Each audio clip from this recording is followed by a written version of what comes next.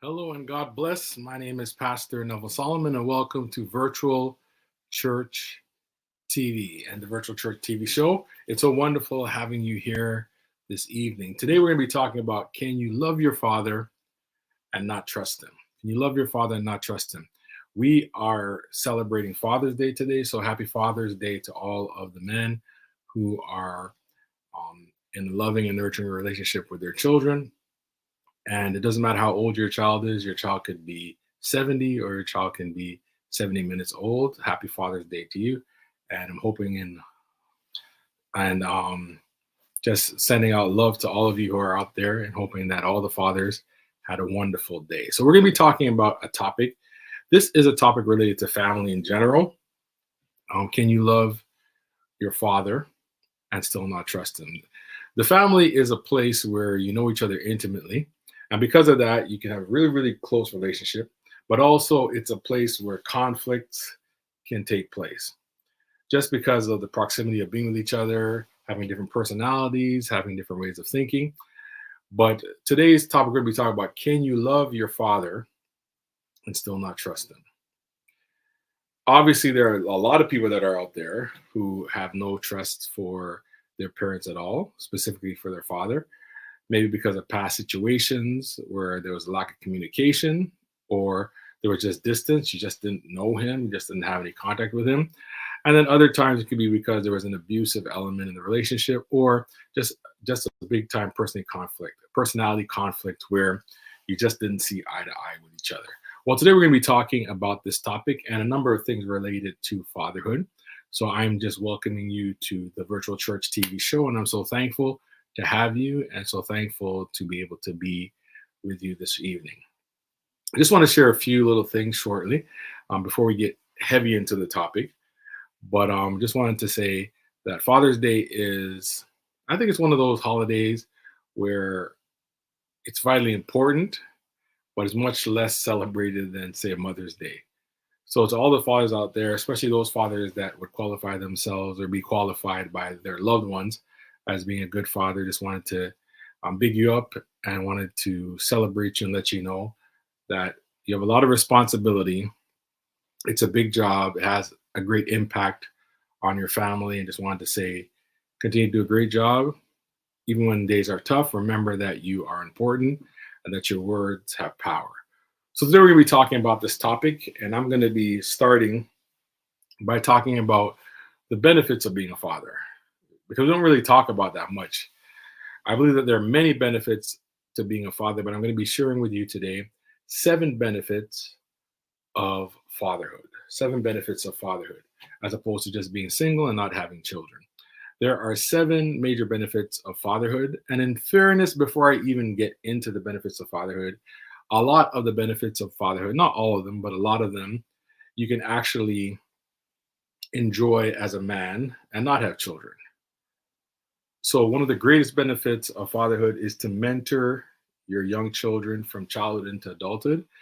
And obviously, if you're a part of a church community, if you're a part of a sporting community, or you're just a part of, a general community, you can always pick out young people and mentor them from a young age into adulthood and be there as a father figure, especially for children who don't have a father or who don't have parents that are heavily involved in their life. So that's always an option.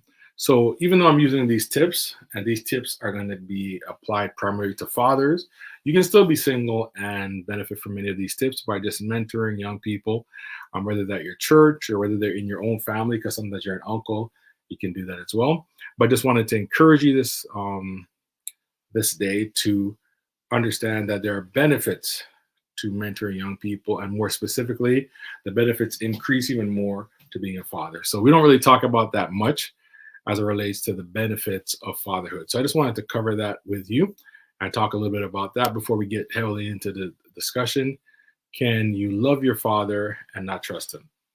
So there are 7 major benefits as it relates to being a father. The first benefit is that fatherhood improves your health. It improves your health. It improves your health in so many different ways because it stops you from getting into this kind of dry food junk food, process, because not all fathers, but most fathers, because they have children and they recognize that they have to be an example to their children, they tend to eat more healthy, tend to be a little bit more cognizant of their budget, so they spend their money more wisely.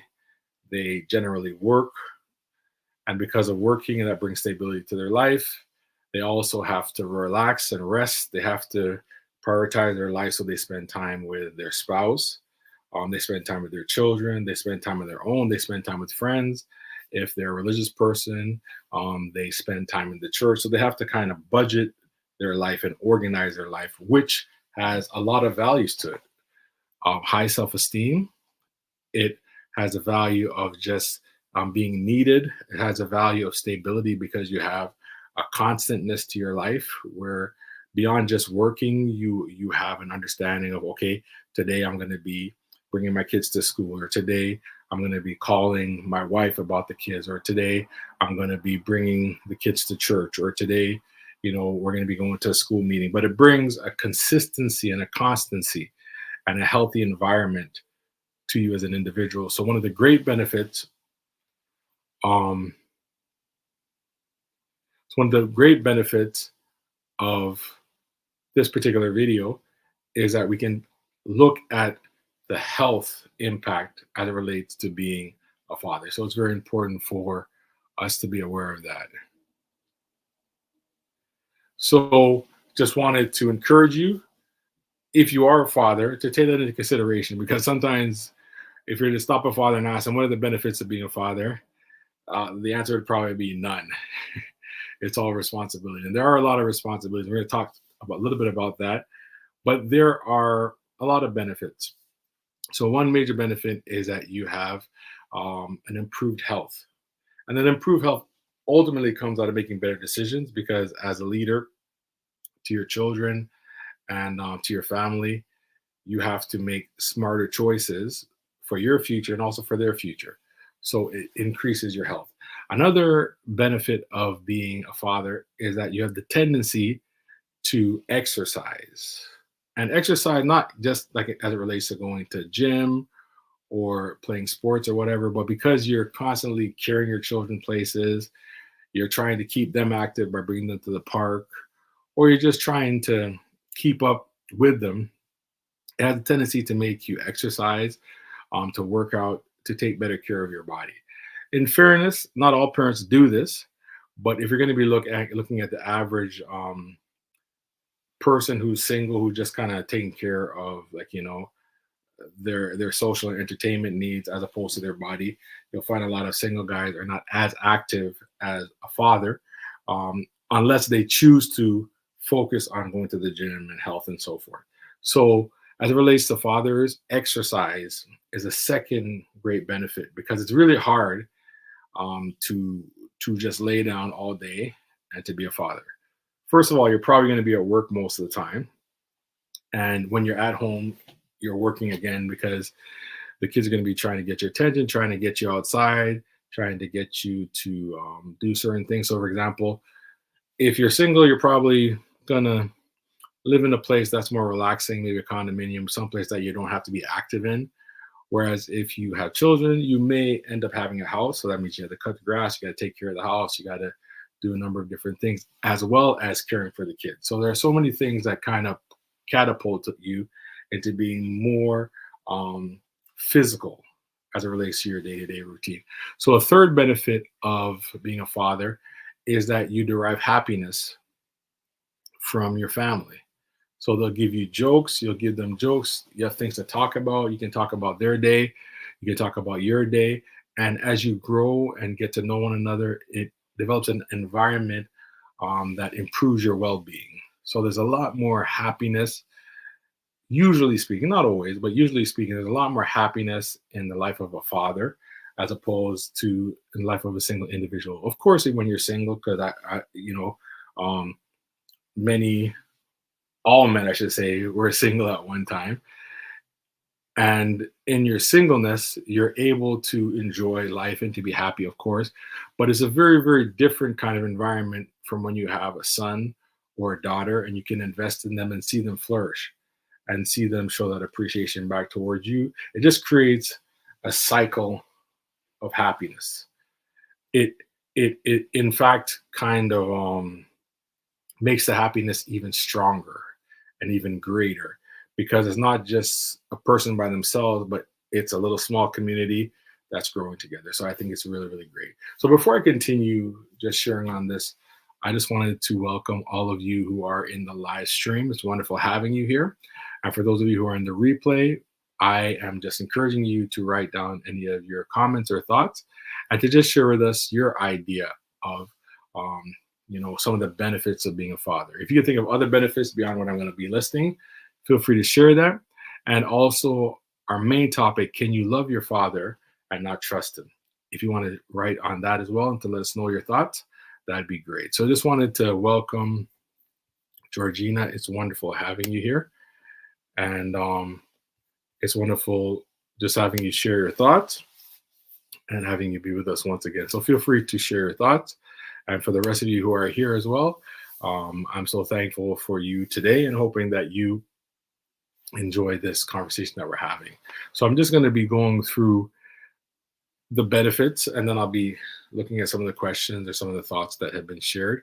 And also, for those of you who are here, just wanted to thank you for just being a part of this live stream. Just wanted to welcome Destiny O. Happy Father's Day. Thank you so much. I appreciate that.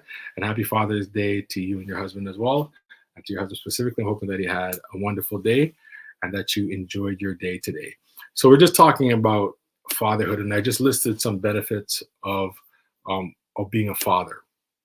So I was going to move on to number 4. The fourth benefit of being a father, and there's many benefits, but I'm just sharing 4 major benefits, is the love that you experience through your children, and the love that you experience also through your spouse as well, but the love that you experience through your children and the connection that you have within your family. I think that that's really, really powerful. I did separate it from happiness because there is a joy in being a father, but then there's also the love you experience. And in the loving moments, they're not always laughing and joyful moments. Sometimes the loving moments can be challenging, but for the most part, there is a deep connection between a father and his children. And especially being present in a child's life day by day and just seeing them grow and seeing them mature into a young woman or into a young man, that just creates a very, very strong connection. So I think that that's a great benefit as it relates to being a father, because men as a whole, of course, we have our friends and we have our own mother and our own father. But as a whole, the older we get, we have a tendency to kind of verify on our own.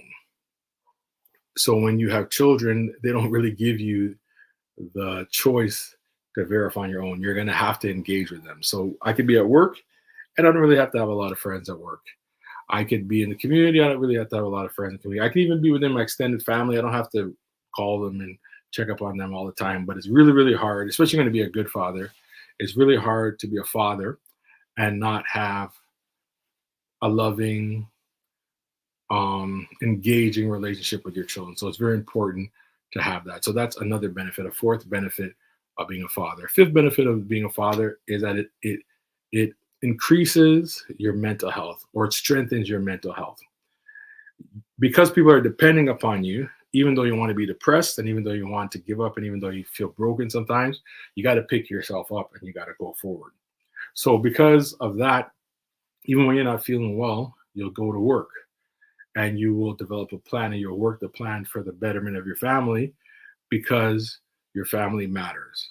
So men who have children, or men who are in a relationship in a family, and they have children within that family, they have a tendency to have a better mental health. And simply saying that they have the tendency to put aside their pains and their difficulties for the focus of their children's future. So one of the benefits of being a father is that your mental health is strengthened and your depression is lowered, because you're thinking of the other more than yourself. It's hard to kind of be, and even though saying this, a lot of fathers do get depressed, a lot of fathers do struggle. But the thing is, as fathers, we understand that there's not going to be anybody to take us out of the situation. So we have to take ourselves out of the situation and care for our children. So children have a very, very powerful impact on a man's mental health. Even though life is tough, it's almost like you have to suck it up and move forward for the interest in the future of your children. Number six is that as a father, you can actually encourage your children to become something in life. Many men like to encourage their children to become something that they want it to be. I don't think that's always wise because sometimes they have a different heart or they have a different destiny. But at the end of the day, you can always encourage your children to become something, and you can see them move from where they were at into an area of success based upon their skill, their talent, and their work ethic. So, one of the great benefits of being a father is to actually see your children grow. And that can bring a great joy to you, especially when you see them grow from a crib into becoming a responsible adult where they have a life of their own and you start to move from the stage of parent to grandparent. I think that that is amazing. But there are so many benefits to being a father. And then number seven is that a man who is a father has a tendency to become more productive. So whatever your productivity level was when you were single, when you become a father and a responsible father, generally speaking, your productive level gets much higher, much quicker, because you recognize that you need to not just support yourself, but you need to support those who are your offspring. So there's a lot of benefits to being a father. I just shared seven. I'm going to review those seven. But in saying that, there are much, much more benefits than what I have written. So I'm going to go through some of the comments to see maybe if you might have some benefits that you want to share. And if you're in the replay, feel free to share some more benefits as it relates to being a father. So I'm just going to review what we have. Being a father helps to improve your health, helps to improve your activity so you exercise more. That's number two. Number three, it helps to improve your happiness and your well-being. Number four, helps to improve you in the area of love and connection with others. Number five, it helps to improve your mental health and it lowers your instances of depression. Number six, it helps you to be able to see your children become successful, and that brings a level of just deep comfort in your heart to see that you're able to mentor and to see your children grow. And then number seven, it helps you to be personally productive. I didn't really cover this earlier, but men who have children have a lower tendency of committing crime, which is kind of interesting because you would think that men who have children would commit more crimes because there's more people to feed or there's more people that have needs. But statistically speaking, within North America, men who have children commit less crimes because they see that their children are in need of them and they don't take those kinds of chances, because if they're incarcerated, then they end up not being able to care for their children. So I just wanted to share that productivity and work ethic become greater most times when you're a father. So these are just some benefits of being a father. Just so thankful to be able to share that with you. So just want to read some comments that we have here. And one of the comments that we have is from Georgina. It says, in a specific set of circumstances, love can definitely exist without trust. You can always love the person you trust, but may not always trust the person you love. Okay, so that's our major topic. We're going to be talking about that in a little while. But here's one of the first thoughts on that is that in a specific set of circumstances, love can definitely exist without trust. You can always love the person you trust, but may not always trust the person you love. If you can give me a scripture or just give me an instance in the Bible of that, that'd be great. So we can kind of share that as well. But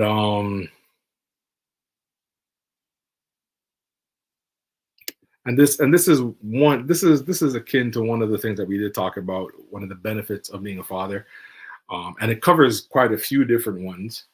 Is I think it somewhat helps his esteem. So being a father can actually help to increase your self-esteem, and in many ways, because it makes you more happy, because it allows you to have somebody to love.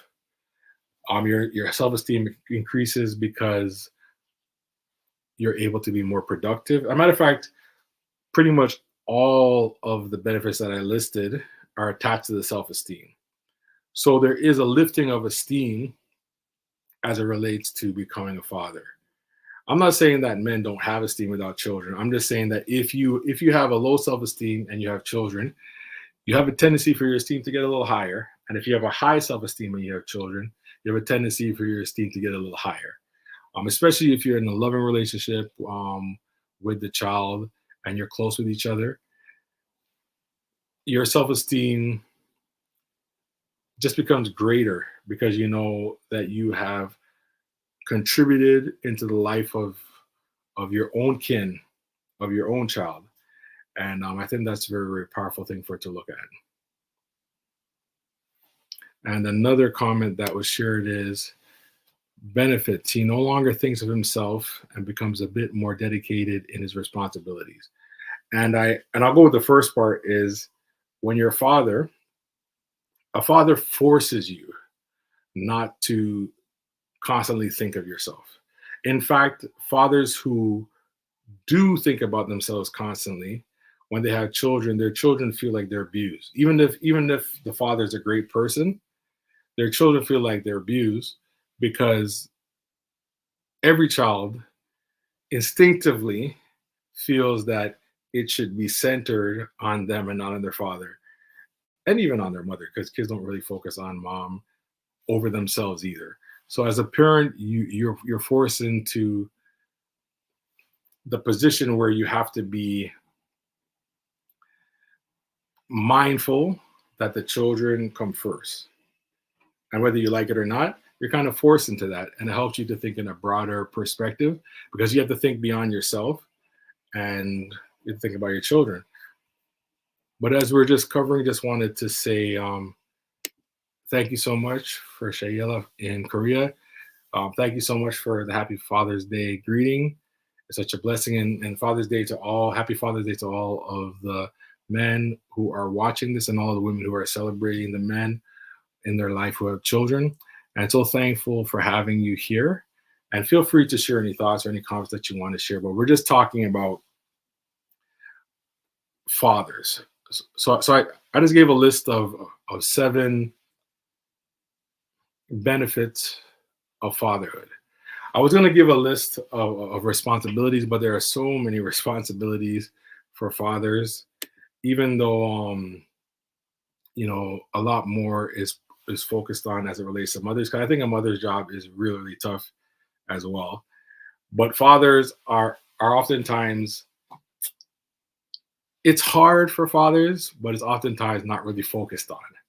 So there's a lot of responsibilities for fathers. Some of the major responsibilities that a father is called to provide for their children. A father is called to protect their children. A father is called to correct their children. A father is called to inspire their children. A father is called to love their children. A father is called to see the greatness in their child. A father is called to see the weaknesses in their child and try to help them in those areas. But most of all, I think that a father is called to nurture a child so that they can grow with confidence, but also with humility.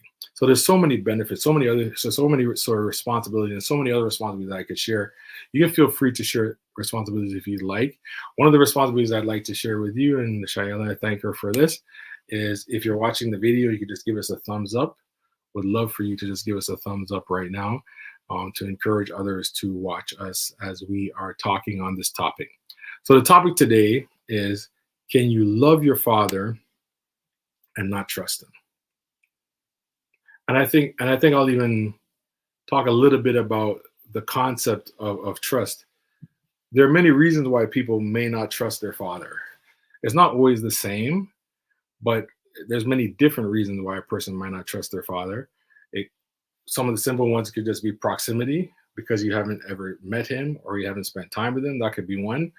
Or another one could be is that proximity is that they've been very close to you and they've been around you and you've seen their character and you see that the character has warranted that they cannot be trusted. Sometimes you just have different personalities and you just don't like how they function. You might be introverted and they're extroverted, always embarrassing you, or you might be extroverted and they might be introverted, always saying how you're embarrassing them. They might be a little bit strict and you might be more free flowing. And that might be frustrating because they keep on dampering your day to day life. Or it could even be the other way around. You might be a little bit more disciplined and wanting more structure, and your dad may be a little bit too loosey goosey and not have a lot of order in his own life. But there are many reasons why trust can be broken with children. I didn't even step into the area of abuse or mistreatment.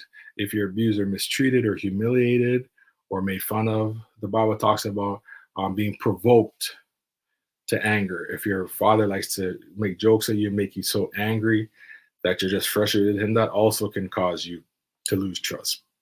Before I continue, just wanted to welcome Yvonne. It's wonderful having you. Blessings to you as well, and happy Father's Day to you and your loved ones. I'm so happy to be able to talk on this topic today. I think the importance of this topic is that when Father's Day comes, it's a time of joy for a vast amount of people. It's a time of sorrow for a lot of people as well. And then many others is just they're just indifferent to it.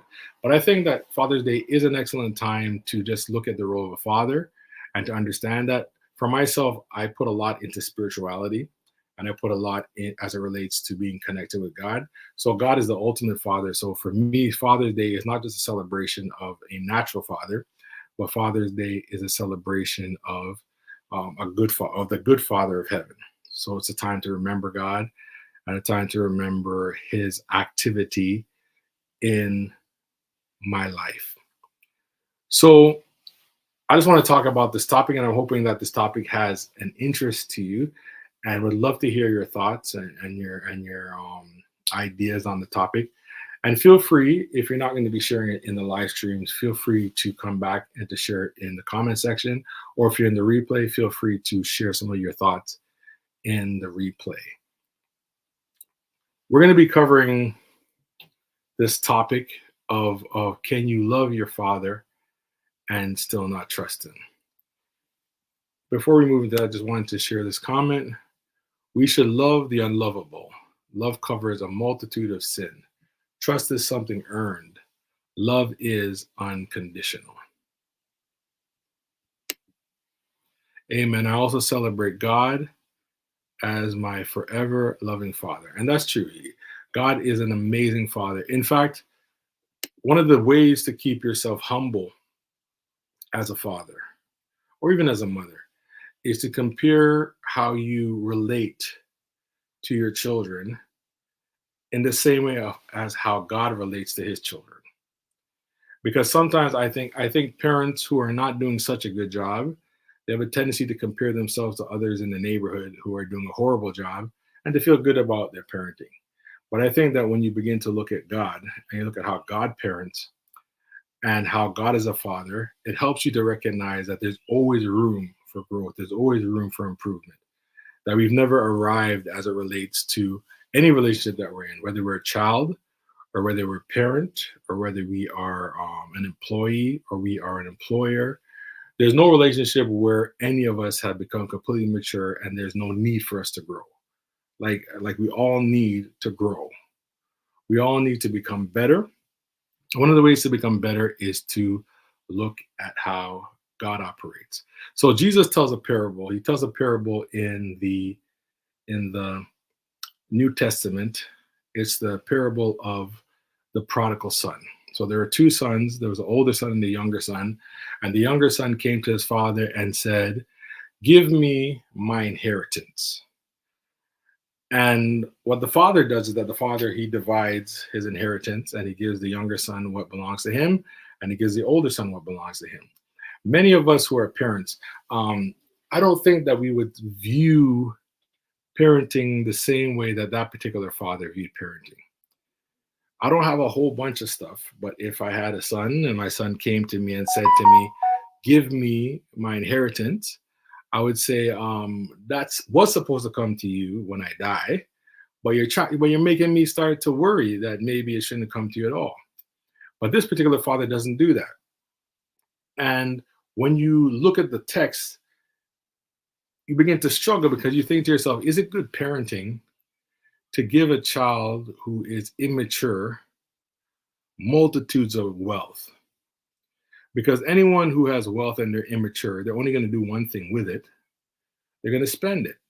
So anyone who has a little bit of understanding of money knows a person who does not know what to do with money, if it's given to them, they're going to spend it.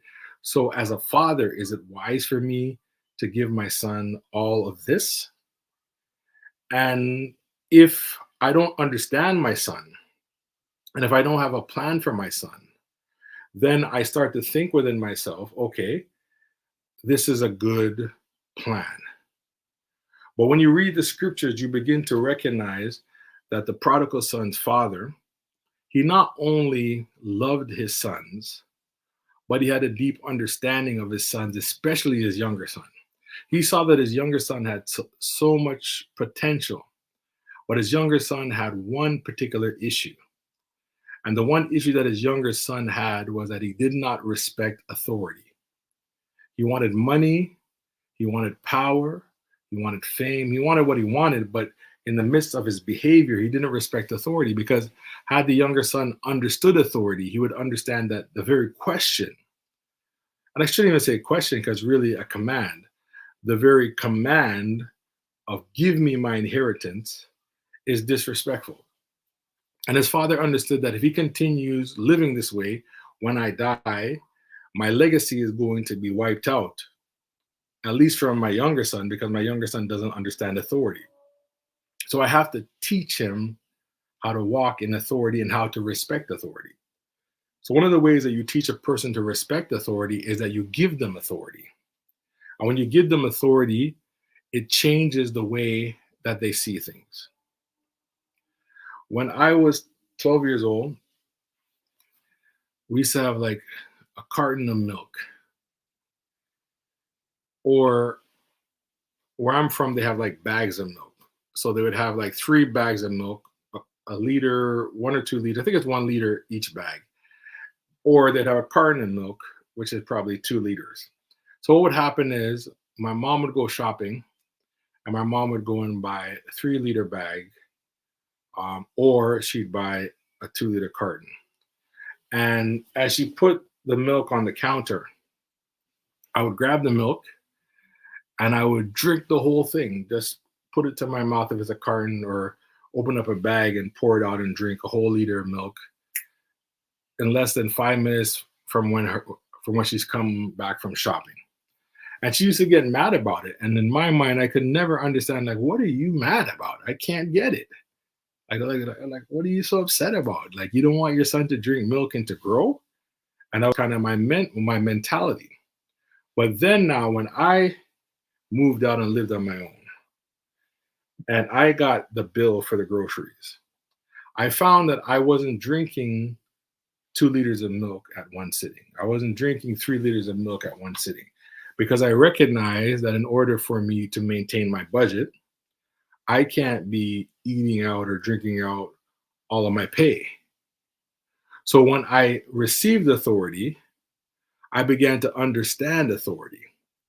So one of the things about this particular father is that this father understood that one of the ways for me to teach my son is to give him a taste of power and a taste of authority, and allow him to see what's required to manage it, and also what happens when you have it.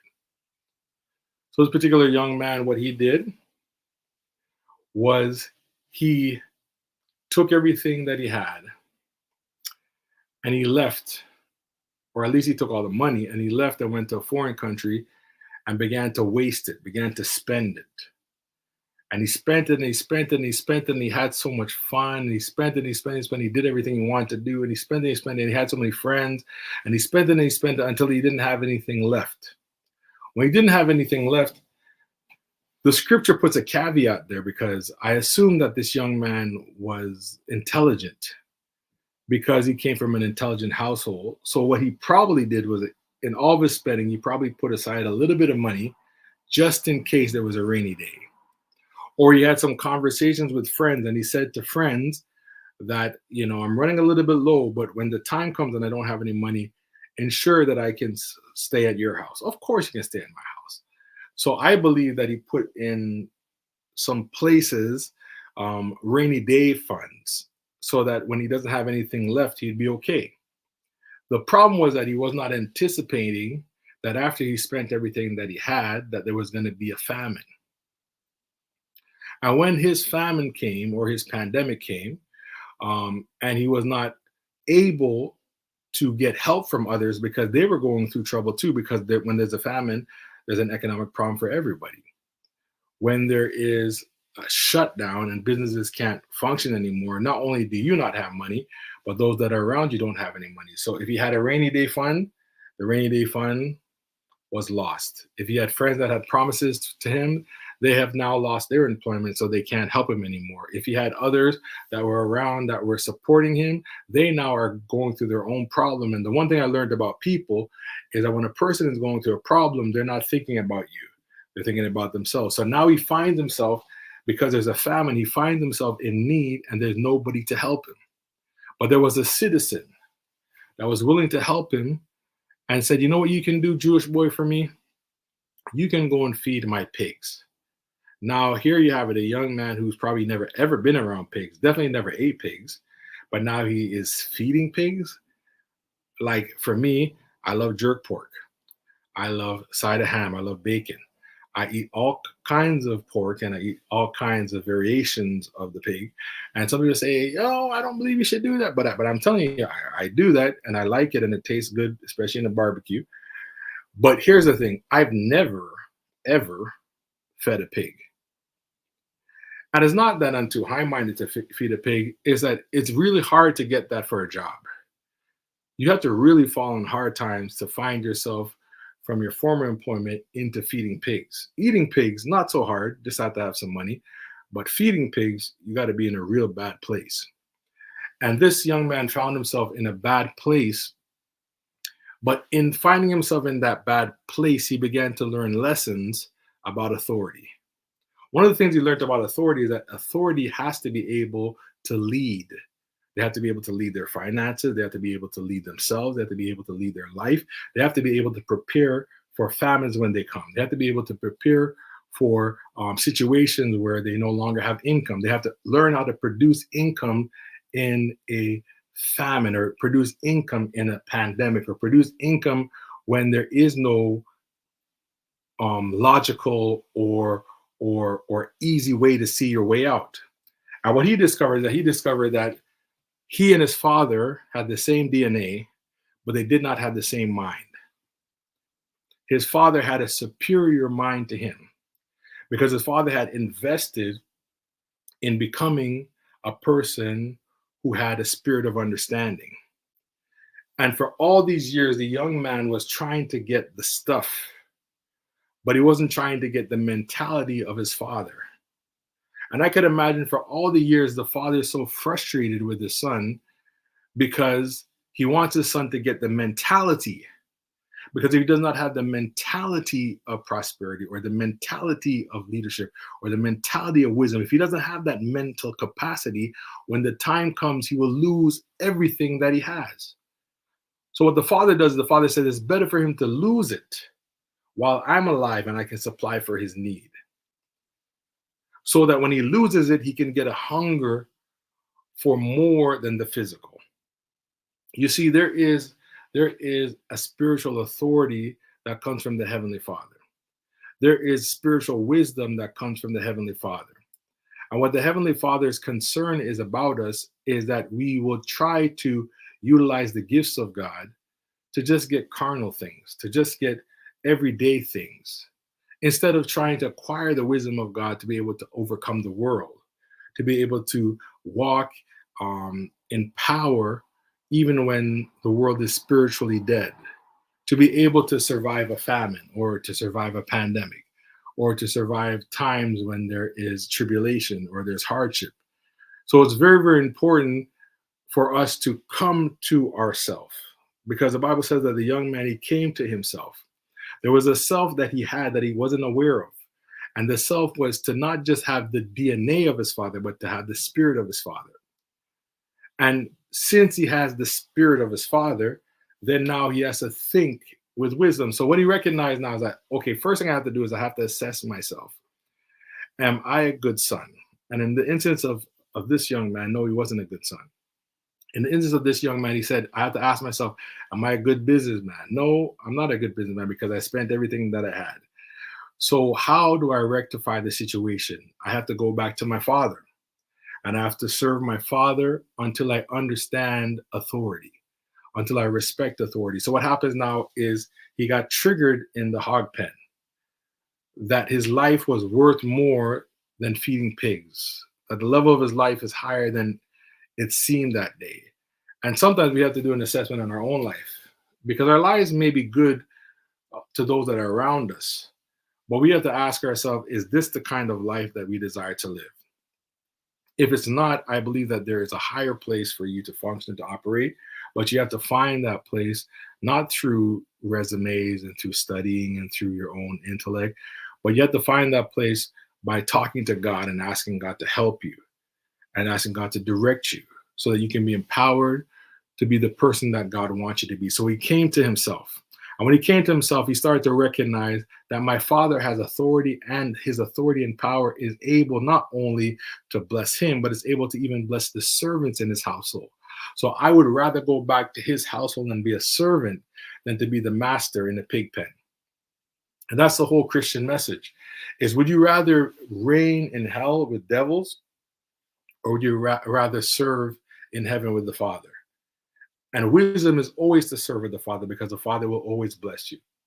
He will always strengthen you. All the benefits that I talked about earlier about fathers, they fall upon those who follow God and their children. So happiness comes to you who serve the Father. Health comes to you who serve the Father and you live the word of God. Everything that is designed for your life, your productivity, your connection and your love, all of that is found in serving God. So it's very important for us to be connected to him and to serve him. So this young man who's a prodigal, he goes back to his father. We're talking earlier about, can you love your father and not trust him? And I think that this question is a little bit more complicated than it seems, because if you're talking about a bad father, there's some discussion there. If you're talking about a good father, the discussion is much more different. So let's talk about the good father, because that's a little bit easier to talk about. Then we'll talk about a father who needs some improvement. Is this young man had a father that he loved. And the reason why I know he loved him is because when he got into trouble, he didn't resist going back to his father. He was compelled to go back to his father. You see, when you hate your father, you don't want to be with him. When you hate your father, you want him away from you and you don't want him close to you. But when you love your father, even when you have difficulty and you want to be away with him sometime, but when a crisis comes, the first person that comes to you to get back to is your father, because you love him. So when you're dealing with a good father, this young man knew that his father loved him and he also loved his father. But the problem that he had is that he did not trust his father. It's very dangerous to have a good father and not trust in him. If you have a good father and you don't trust in him, something bad is going to happen. That's a come. It's very important for us to have the correct assessment of our father. If I can move it from the human aspect now to the spiritual aspect, is so many people, they distrust God. They have doubt as it relates to God. They don't have a deep faith in him to trust him, to believe that he's able to do exceedingly abundantly above whatever they could ask or think. They have a thought that God may have performed miracles in the Bible, but he won't do it in my life.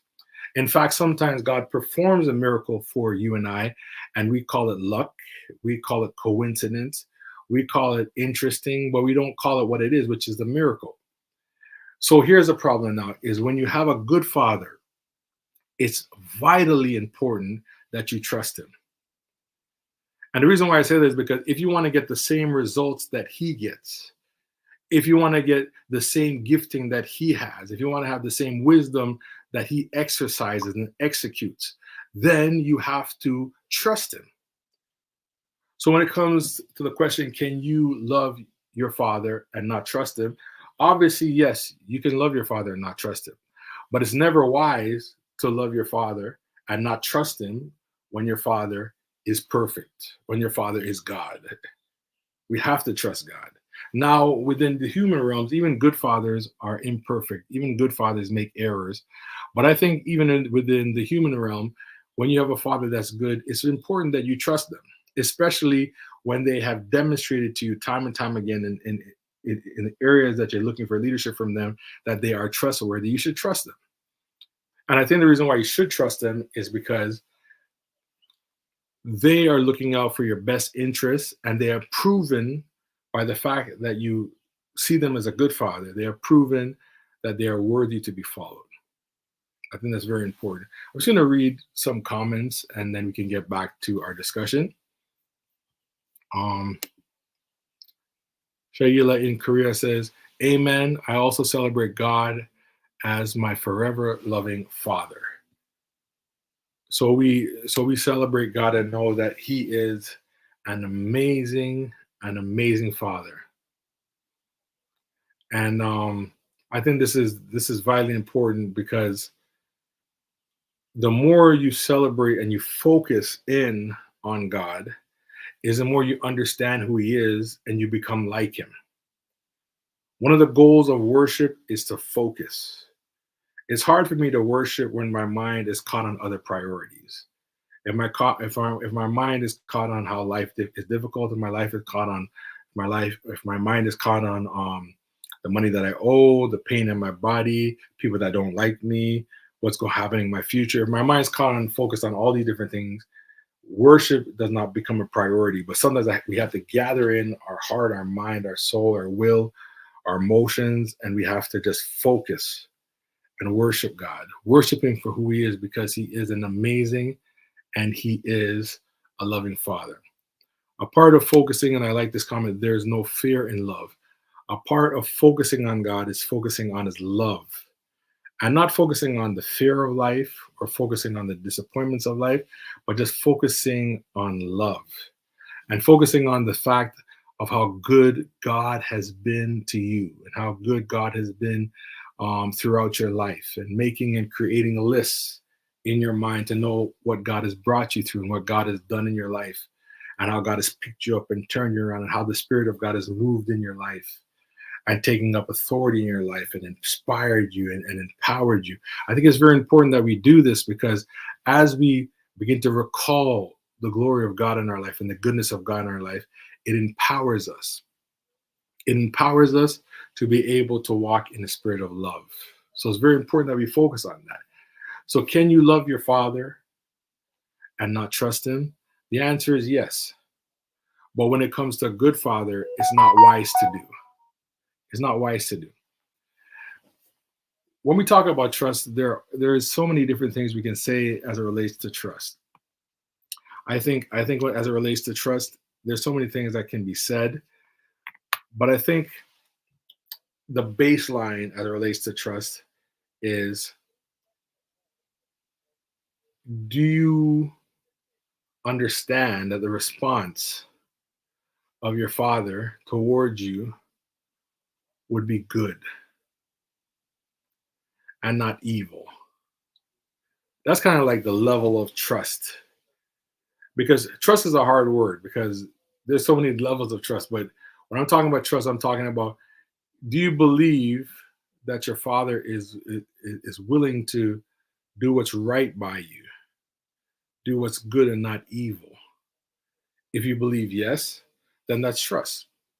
So now we come to the second half of this particular question: is is it wise to love and to trust a father who's not good, a father who has demonstrated over and over that they will disappoint you, a father who is sometimes perhaps dangerous and abusive and mistreats you, or a father who's absent, who's not present until something good happens in your life. When you had nothing, they weren't there. When a little something came in your life, they showed up.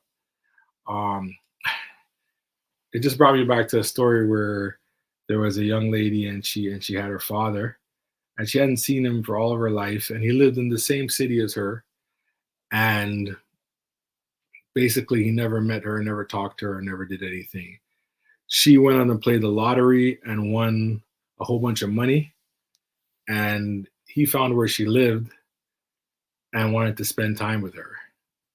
And the interesting thing is that's such a level of wrongness that he must have known where she was. And even if he didn't know where she was, he made it a priority when the money came to her. And that's the problem when it comes to fathers, is that fathers have a responsibility to be your protector and to be your provider and to be your security and to be the person that's there for you. So when they're not there for you, but they need you to be there for them, it can be a really, really hard and sticky situation. But at the end of the day, let's start with the first part. Can you love your father? I think that if you study the Bible and you understand that God is love and the center of the Christian message is love, I think that we are called to love everybody, especially our father. I think there's a special command for us to love our parents and to honor our parents because they're the ones who had ushered us into the world. If it was not for our father, we would not be alive. We would not be born. Our mother brought us to term, but our father allowed us to be conceived in partnership with our mother. So at the end of the day, I think it's very, very important for us to love our fathers. And there's so many scriptures that we can look at, that God is love, and that God calls us to love and to respect our parents, that God calls us to honor our fathers, that God calls us to remember our fathers. So fathers have a very central role as it relates to our life. So we are called and commanded to love our fathers. In fact, God himself, he defined himself as a father, so much so to show us the importance of having that particular parental figure. So fathers are vitally important. So even in the worst situation, we should love them. I, I don't so much think that we should allow people to mistreat us or we should allow people to abuse us, especially as we grow and we have strength to protect ourselves. But I do think that there is a special requirement for us to honor our father and to respect our father. I think it's very important that we can do that. And we just have a comment here. I would love my father if I had been given one. Glad for those who have that privilege. And that's a huge problem as well because so many of us, and there's so many different situations, but there is the huge category of people who have never known their father, or their father has never been around, or worse yet, their father had died at a young age, so they haven't gotten to know them. So it's a hard thing because it's like when you don't know your father, there's something that's missing, especially when you don't know your father and your mother. There's a huge aspect of you that's missing.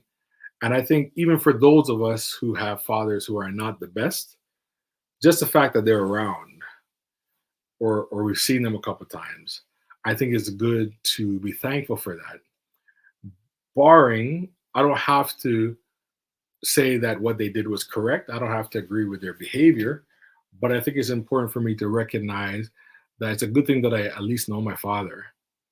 Because one of the worst things that can happen sometimes is when you don't have your father, you imagine this man that is amazing, this man that, is such a giant, and you never get to meet the real person, and you have this dream that just kills you on the inside sometimes.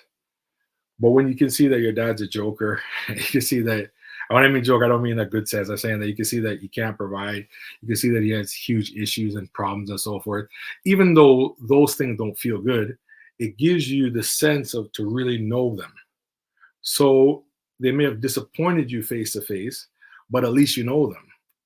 As opposed to so many other people who have not gotten to know their fathers, you don't know if he's a king or if he's a crook. Like you don't know. So most of us are going to dream of him being something that's positive.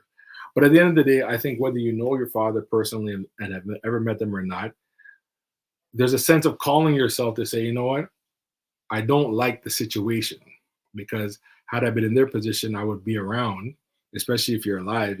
I'd find a way to be around. But at the end of the day, I'm thankful for them, because had it not been for them, then I wouldn't be here. And then for those of us who have had abusive fathers, of course we don't want that, and of course we don't accept that. But being able to separate yourself from that and recognize that I'm free from you, you cannot hurt me anymore. But I do have a certain level of honor for you because you have allowed me to be born. Now, depending upon the abuse, some things are very severe, and if it's something that's very severe, I think it's something that is good to get assistance and help to get through. And I don't think it's just simple to just say, "Oh, I forgive you."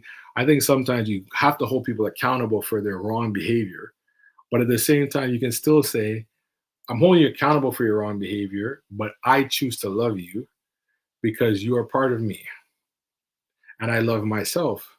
So if I'm going to love myself and I'm going to love my heavenly Father, then I'm going to have respect toward my natural father." And then there's those of us who had great fathers, amazing fathers that were supportive and loving toward us, like the prodigal son, and we need to honor them and love them. And then we have others who just had fathers that were just disinterested, but they were around, they worked, they said hi, but they weren't didn't have deep engagement, even with them, to just be thankful because at least they were around. And in all things, whatsoever your situation is to have love surrounding you and to have love as a part of your everyday life, because hatred drains you, it carries you down, it disempowers you. But when you can walk in love toward all people, especially towards yourself, which an extension is your father, then I think you can be empowered. And you can be empowered to live a life full of love. So, can you love your father? The answer is yes. Yes, you can love your father and you should love your father, but doesn't mean that you don't hold them accountable for the wrong that they've done, whether that's legally or that's emotionally or that's spiritually. But at the end of the day, there should be love. Just wanted to read another comment here. As I mentioned, love covers a multitude of sins. But a person trusting their father who has repeatedly shown they aren't trustworthy, we need to be wise, and as you said, not allow them to mistreat you. So then we come to the second part, and I think that here's where we have a little bit of discussion: is trust is something that is earned, but I think within that we also have to have a reasonableness. Like we have to be reasonable. And what I mean by that is some of us, I'll give an example. Some of us, we have dads that were not financially responsible, didn't pay the bills, didn't work, didn't meet their responsibility for providing for us, so then we suffer. So, as it relates to finances and as it relates to trusting them for financial support or trusting them for support, they have proven themselves to be not trustworthy. But here's where I kind of see a lot of people make errors, is that even though your dad may be untrustworthy as it relates to finances, there are other areas where he is trustworthy. But because we're so hurt about the finances, we pull away trust in every area. And to me, I think this is just a suggestion. I think it's wise to pull away trust in areas where people cannot handle the responsibility. But I don't think it's wise to pull away trust in all areas, especially when a person may be able to handle responsibility in other areas. For example, if you need a babysitter and your dad, who was not trustworthy with money, babysat you when you were a child, babysat your siblings, and was always kind to you and always did well, and there was never a concern with him, there's no reason for you not to let your dad, who you know is trustworthy with children, not to take care of your children or to spend time with your children, especially if you're present. Like I know some people, they won't let their dad or their grandfather see the children at all because they're hurt about how they were treated financially, or they're hurt about the fact that maybe he cheated on their mom or whatever. And these are big issues. They're not small issues, but I'm trying to say what I find we often do is that we have proven a person untrustworthy in one area, but we pull back all areas. And to me, I think that just for the health of yourself and the health of your children, sometimes it's good to assess and say, okay, they're not trustworthy in money, but I know if I leave my son with my dad for a couple hours, it's going to be fine. Like, because he's a good guy, I never had a problem with him either. I think that's wise. Or like going out to dinner, he wants to take you out to dinner, and he's not trustworthy financially, but you just make up your mind, okay, I'll pay for it. And now when you get there, they may not pay, and you have to end up paying, but the fellowship that you have with each other, they're trustworthy in communicating with you, so you don't have to withdraw communication. If you understand what I'm saying, because what I realize is a lot of families are destroyed, or a lot of families are damaged because people are so hurt that a person was untrustworthy in a certain area, but they haven't taken into consideration that in many other areas, this person has been pretty good, average or above average. And to be able to celebrate those other areas while at the same time holding them accountable for the areas where they're not so good. And I'd even say this is that there are some offenses that as you get older, they are things that you can overlook. Like some financial issues. I'm not talking about major theft and major betrayal. I'm just talking about that maybe you lived in an apartment instead of a house. As you get older, you realize, my dad was just a janitor making $15 an hour. He couldn't get anything more in an apartment building. Just kind of forgive the person for that, embrace them, and move on, right? But in areas where there's like deep and great betrayal, I think that things like this are things you definitely have to pray about. Maybe even get counseling and bring a counselor in and get some deep treatment about that. Maybe have times of prayer, and ask your church to bring you into a season of prayer to get some help. Because I think that you never want to make light of serious hurts as it relates to oneself and their father. Because many of us are lucky to have fathers that just have simple problems.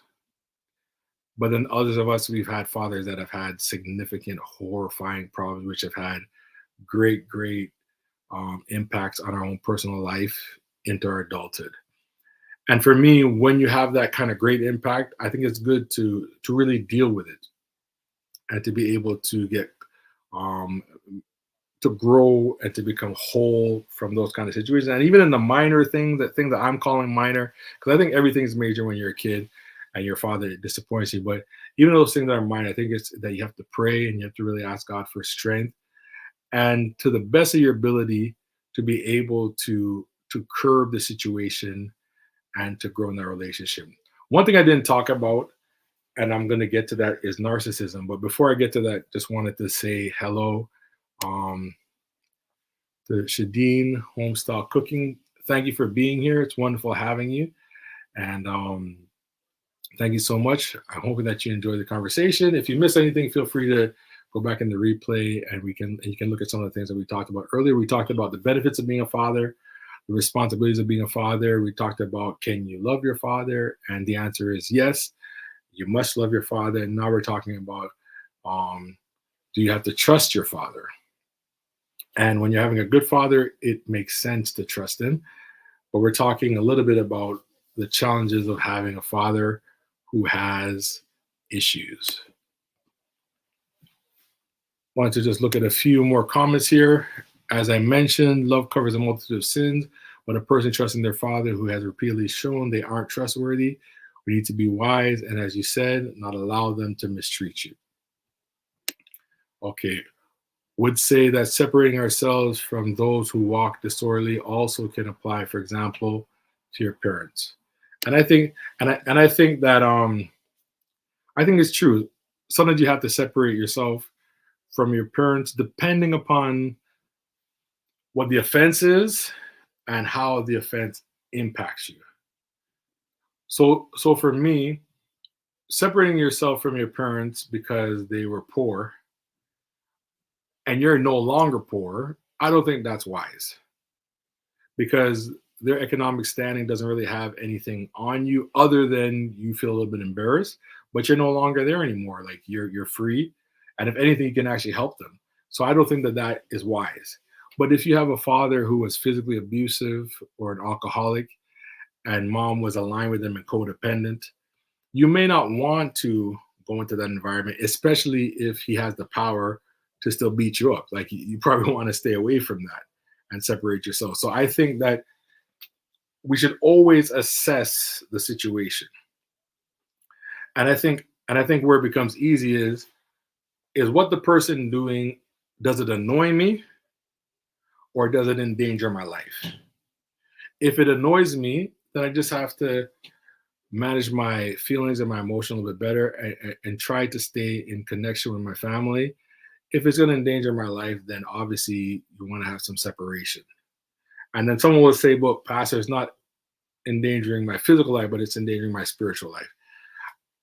I think even in there, you have to kind of sit down and think about it. Maybe even talk to some other people that you trust about the situation, because if you can restore a relationship with your father or with your family, I think it's always wise to restore the relationship. There are some things that are more major than other things. So, for example, if your dad is a narcissist, because we were talking about it a little bit earlier, and he's always talking about himself and he's always self-focused and he never thinks about you and he never has anything to say, he never has a question to ask you about yourself. Everything is about him. It's going to be very, very hard to be in a relationship with them and have a deep connection with them because they're so selfish. But at the same time, does it make sense that you withhold your children from them and they never see your children, they never talk to you, and you never meet with them ever? To me, that doesn't make sense. They're narcissists, but they can still hug their little grandbabies and say hi to them and talk about themselves until you can't take it anymore and then you can leave. But to me, that's harmful and it's deeply hurtful, but it's not spiritually dangerous, I don't think, other than you being offended. But if you have parents that were like occult or new age or devil worshippers or something like that, then I don't think you'd want them to bring your children to the temple or to cast spells on you and you participate. You wouldn't want that because that is spiritually in danger. And so you'd want to avoid those kind of relationships. And even then, if you understand the religion, you understand what they're doing, if they're not actively trying to kill you or harm you, you want to develop some kind of relationship because you're blood with each other, but you just want to be mindful that this is not spiritually healthy. But I think that these things come through conversations with those that are close to you, conversations with some leaders that you trust, conversations maybe with counseling and so forth. Because I think that at the end of the day, a part of love is trust. And there's some people we cannot trust them completely, but we can trust them more than we do trust them.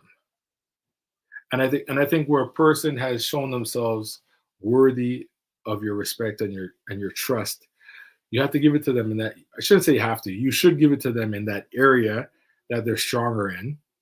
And as you give it to them in that area that they're stronger in, then you can develop more of a relationship as you get older with each other. Because I find that the relationship that grandparents have with grandchildren is oftentimes different than a relationship that uh, a parent has with a child. There's much more adversarial conflict between a father and their children than a grandfather and their grandchildren. So I think sometimes it's good to try our best if we have the opportunity to have our children in fellowship with our parents and ourselves to be in fellowship with our parents to the best of our ability. Those minor things that kind of like, the arguments or seeing things differently or having a person who's narcissistic, very self-focused, those are all very deeply hurtful things.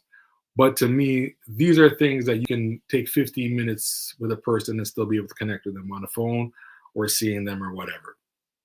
But for those more dangerous things, I think getting spiritual counsel, getting sometimes counseling and assistance around some of these very, very hurtful and deeply problematic criminal behaviors, I think that's important to do.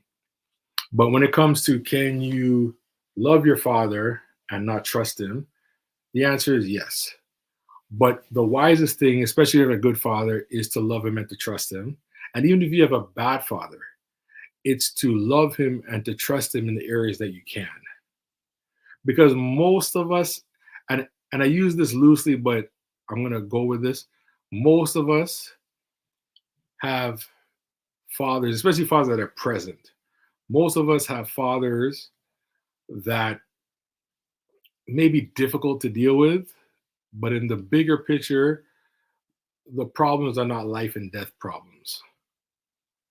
Because not everybody has been in an abusive family household in the sense of someone trying to literally kill you. But other lesser abuses, like people talking down to you or maybe people hitting you when you don't want to be hit. I'm not talking about beating up. I'm talking about maybe spanking you or whatever that you don't like that stuff. These are problematic, but these are things that possibly we can talk through and we can work out. I just say this because I think one of the points of having a deep spirituality is always looking to have unity with people as opposed to war. War is very counterproductive. It takes away your energy, takes away your strength. So we should always constantly be looking for peace, especially with our family members, especially with family members that technically we shouldn't have a problem with. I think it's very important that we have peace and that we build those relationships. So in today's topic, we're just talking about can you love your father and still not trust him? And I think that the answer is yeah, but I think the most ideal situation is to be able to love your father and to trust him. I love what Shaila has here. She brought up another situation that I think is very important for us to talk about. Yes, some fathers are so controlling.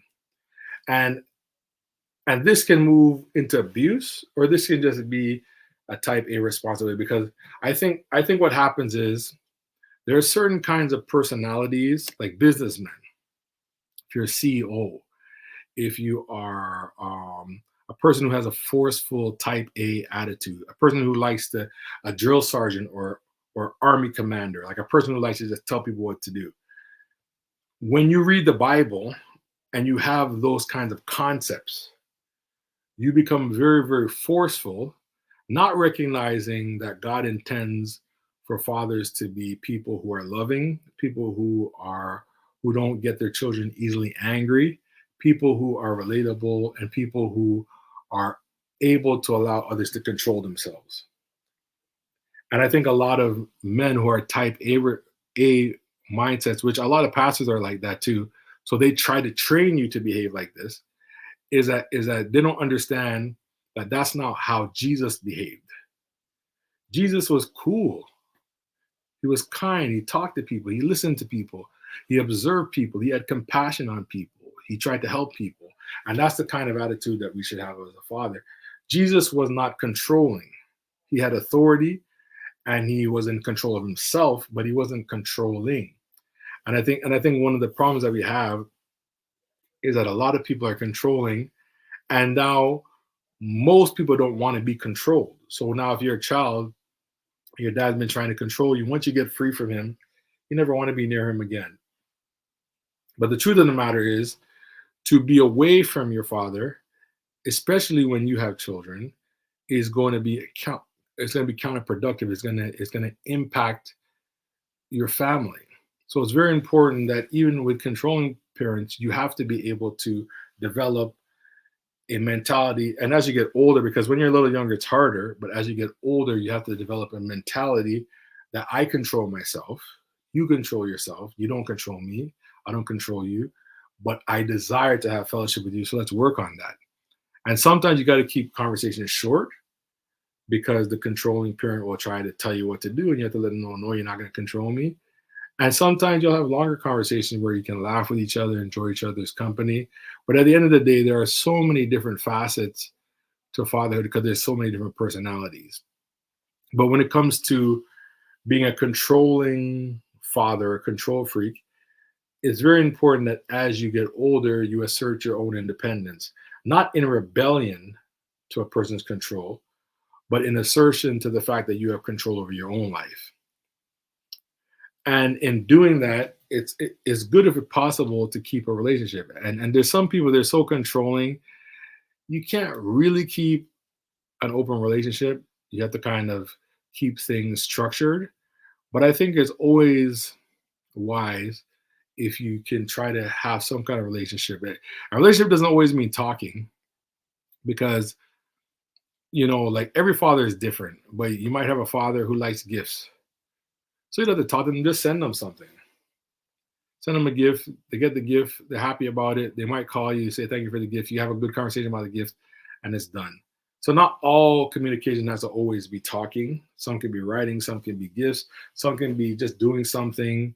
Maybe you visit the house and you clean up the house, or maybe you live in the house and you just clean up your space and do a little bit extra because you're trying to communicate that I'm responsible and I'm willing to help, but I need my independence. And there are so many different facets to this, and we just covered some of the conversations. If you have any questions or any thoughts, would love to hear from you. Would love for you to just get back to us. But at the end of the day, can you love your father and not trust him? The answer is yes. But I think that far too many of us have not been trusting our fathers in areas that we can and we should. So I think it's important that we do trust our fathers, especially when they demonstrated to us that, they're capable in particular areas and they're worthy of our honor and our respect.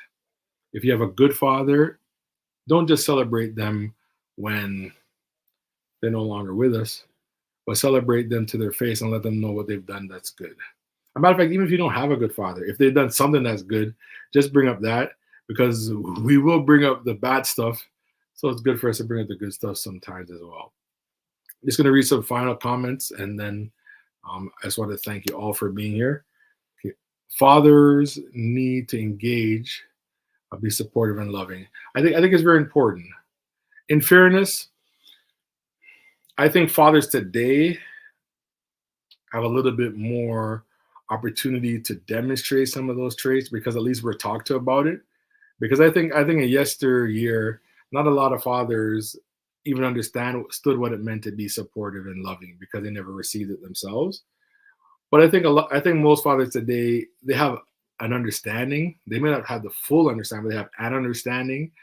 So I think it's important for us to practice those things and to learn about them. If we don't know how to be loving, or if we're being loving and we're not getting the response that we want, learning how to connect with others, talk to them, learn to grow, to read, to watch videos, to talk with people, but just learn how to grow so that you can be supportive and loving and demonstrate new traits and use wisdom to be able to connect with your children. I think it'd be very, very important, especially as it relates to adult children. I think younger children is very, very important because it's best to have a great relationship for when a child is young, but I think it's never too late. If you're 55 and your dad is 75 and your dad looks in your eyes and tells you that I love you, you're important to me, I'm so thankful that God made you my daughter or that God made you my son. If you have your parent, they could be the meanest person in the world, but if they say those words to you with a clean heart and with the inspiration of love toward you, it's going to have a good impact. So I think that the words that we share as fathers and the words that we share as parents of a whole are powerful. So let's make those words that inspire instead of words that deflate. So I just want to thank everybody that's here. So thankful for having you here today. And it's been such a blessing. It's wonderful just having you here, Georgina. I'm so thankful for having you to be a part of our live stream. Shaila, wonderful having you here again as well. Shadeen, It's beautiful having you here. Thank you for being here. And Yvonne, thank you for being here as well. And thank you for your comments and for your wisdom, everyone who's here.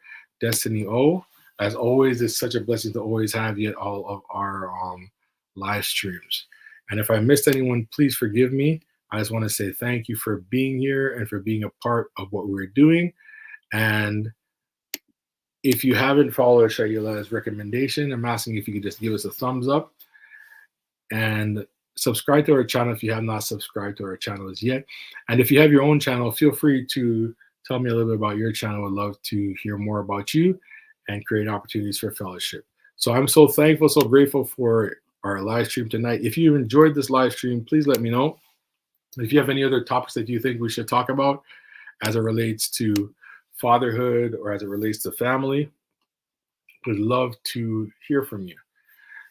We usually just talk about the scriptures or talk about particular topics related to sermons or related to the word, but tonight we were talking more about family and relationships. So if you want more videos like this, please let me know, as I'd love to share on this topic. And if you'd like to share some of your ideas, just leave a comment after our live stream and we'd love to hear from you. And if you're in the replay, also leave your comments, thoughts, and suggestions. So thank you so much for watching another episode of the Virtual Church TV show. And I pray that you have a wonderful Sunday. God bless you.